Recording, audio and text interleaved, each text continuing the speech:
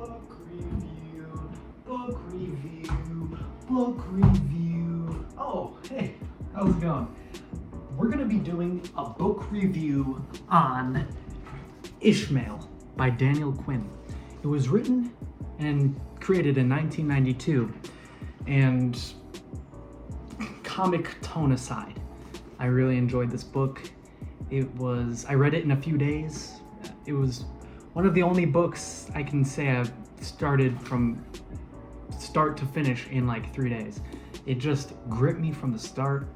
And in this review, I'll be kind of going over why and also some of the key points of the book without really, spoiling it, because I feel like the book is an experience of itself. You can't really get spoiled too much, I would say, because each word is like a gem, to me at least. I've seen a lot of people say the book's not that good, it's dog water, but to me, holy shit, I loved it. It was so good. So let's get started with a quick synopsis on Ishmael. An unnamed adult man, he finds an ad in the paper stating, "Teacher seeks pupil, must have an earnest desire to save the world, apply in person." And the guy who's the protagonist of the book, he's unnamed throughout the whole book. It's not really an important factor of the story, but he's kind of, he's like a middle-aged guy, just kind of going through his everyday life. I don't think he has a partner. Doesn't seem like he has a lot of family. I'm not really sure. He just seems kind of like a mild-tempered man. But he goes to this place on the ad, and he finds himself in a room with a giant gorilla behind this glass. And it turns out that the gorilla can communicate with the man very intelligently without having to speak. It's more of like a psychic connection where they can communicate with each other. And it really takes the guy by surprise. And the gorilla is Ishmael. And he begins with several thought-provoking discussions regarding like civilization, the intent of civilization, how everything came to be, and much of the scope of humanity and our planet in general. Hi, Loki. You want to say hi? Hi. And Ishmael really does a good job at breaking down humanity, just agriculture, the division between people and how it begins, and how the state we're going there isn't a lot of longevity in it.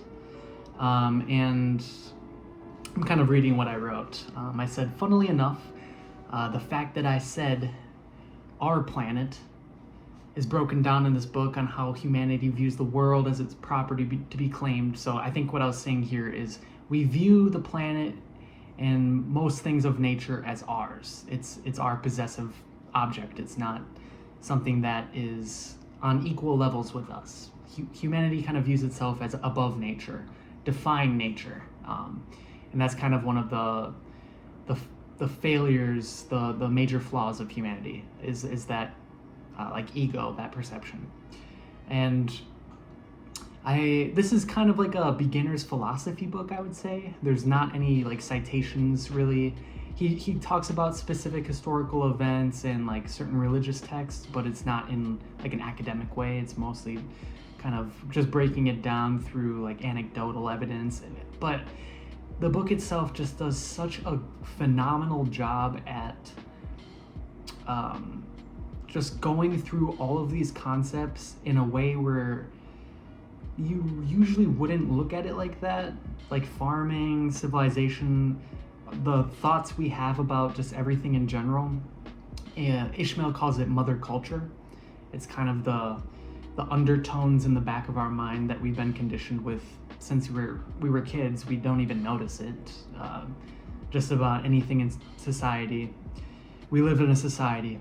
Kind of crazy, but it really does a good job at breaking those mother culture hums in the back of our minds down to a point where we can really identify them and see how it really does affect us, and how we can kind of look at it in a more self-aware way to try to, just be better people and help people out and do the best we can, because we were put on this planet in this state of the world in a really weird time where it's kind of like a passing of the guard, but the guard that's passing it to us kind of left us with a shit show to try to fix. So the opinion segment, which I kind of already started. As someone who has not read a lot of philosophy books, the novel immediately gripped me. And like I said, I finished it from start to finish in like 3 days. Again, it breaks down society and humanity's intentions with the world in a really interesting way. And it breaks people down as like takers and leavers. And takers are like part of civilization, part of agriculture, perpetuating this system of consuming more than you're providing, really. And leavers are like a lot of indigenous populations and earlier primitive humans before agriculture that lived off the land and didn't take more than they gave and kind of lived in harmony with nature, like that concept. And it shows how those two populations clash and how they'll never be able to coexist. The takers will always kill or belittle the leavers, and we see that in society, in the history of the United States. Look at what happened to the Native Americans. It's kind of crystal clear in that light. In general, the ideas presented within the novel, it gave me really good insight as to how other things in our lives can be broken down into concepts and intentions that may not be what they seem on the surface. And this can relate to anything. Video games, that's something I put a lot of time into. Music, other forms of media. Just talking to people day to day, you might be able to pick up on some of the concepts talked about in Ishmael. If you really try to be aware of it and intend to identify just things in our culture that impact us, and just to be more self-aware and more aware in general of our environment. I said it's evident that things going on in the world today have been manifested by humanity's own greed and disrespect for the planet. I mean, obviously. The way things are going, it, like I said, does not have a lot of longevity for the future, and our own ability to invent and create new solutions are pretty much the only thing that can save us besides the humanity's extinction. And that's kind of what the book talks about a lot. And then I chose a few passages from the book. Take it as you will. They're just like 3 passages that I found interesting and I wanted to just put in this review. I wrote this review a while ago, so I've been procrastinating making this video for no reason. I just want to just do it. So, once you learn to discern the voice of Mother Culture humming in the background, telling her story over and over again to the people of your culture, you'll never stop being conscious of it. So that kind of shows that once you become self-aware and just aware of the fact that we live in a society, that we are conditioned to have certain thoughts and certain beliefs and certain reactions to stimuli, and just how we're supposed to consume and work. Obviously, it's the fundamental way our system is perpetuated. If we don't participate in it, then we obviously won't have a place in it. We will be outcast. And if we do, we're in the system, and we're, that's just how it is. It's how our world works. And once you become more aware of all of those factors and aspects, you can't really forget that. You can't just forget that you're a part of the system. It's something that you just have to accept, be aware of, and try to just be positive and help people around you. Next passage. Yes, I'm afraid you're right.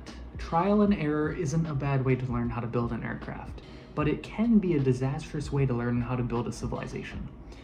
And that pretty much talks about how the philosophies that went into creating and designing the civilization that we're in today was not designed in way to promote longevity. It was a way to build a system that would shoot far, really, really fast, but then would drop off right when there isn't enough momentum. It's like, in the book he talks about, it's like a plane without any gasoline, without any engine, flying off a cliff. When you're right off the cliff, you're in midair, like you're flying. Yeah, I'm flying. And then you realize, oh shit, I am falling, free fall, like 9 meters over second squared or whatever. Like, you start seeing the ground get closer and closer, and that's kind of where we're at right now. And that's kind of what the book talks about. And last passage, it is the peacekeeping law, the law that keeps the community from turning into the howling chaos the takers imagine it to be.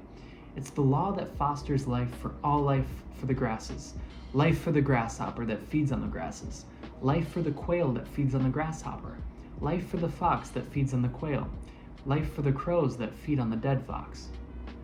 And that passage kind of talks about Ishmael's kind of, not solution, but kind of the harmony of how our planet naturally functions and operates without our conception of society.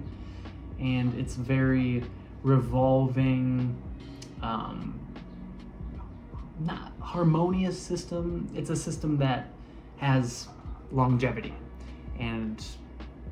but it requires death, a lot of death and a lot of rebirth. And it's something we're really afraid of. And as people, we don't want to die. We see these concepts as incompatible and perpendicular to how our society works. And so it's nearly impossible for us to change at this point to how nature really intends for existence to be, how it's worked for millions of years.